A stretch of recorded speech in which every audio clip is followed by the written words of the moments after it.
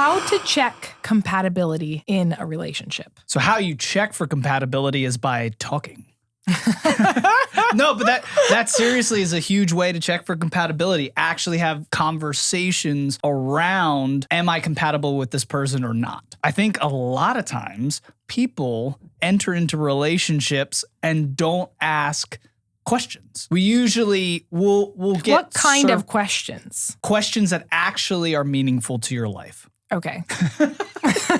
I mean, I think we ask a lot of questions like, what's your favorite movie? What's your favorite book? What's your favorite TV show? What's your favorite? But we don't really say like, hey, what's your stance on this? Like the things we're going to have to talk about when we have kids. Yes. And we're going to have to teach them like how to live. Like the things that we're going to have to face when a financial crisis happens in our lives, or the things we're going to have to know about when this family dynamic takes place. So all the uncomfortable things.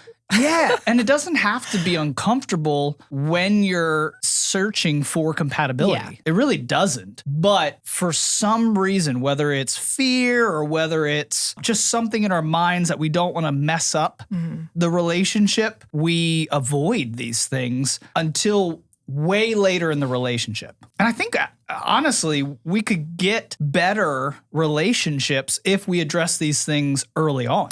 Yeah, it's just not something that you think about talking about. So how do you make a point to do that? Like I wouldn't know off the top of my head what questions to ask if I was looking for compatibility. I think you do. You do? I think you do.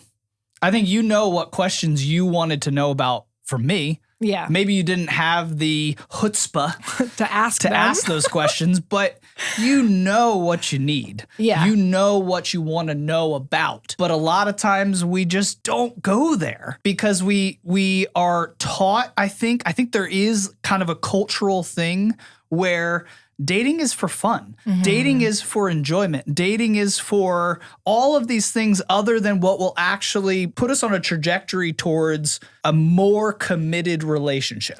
I think we get there eventually. Usually people have those conversations. Usually people start to get a little deeper as they progress in their relationship. And if they're going towards marriage, if they're going towards, a more committed relationship, they get there. But what if you just ask those questions from the jump and we're able to know if this person was someone you even want to pursue further than where you're at right now? What would you say are some resources for people to know what questions to ask? Because it might be in there, but for someone like me who can panic easily, you might be like, I don't know what these questions are. Like, I don't know what to ask. What are some resources that people could go to possibly? The internet.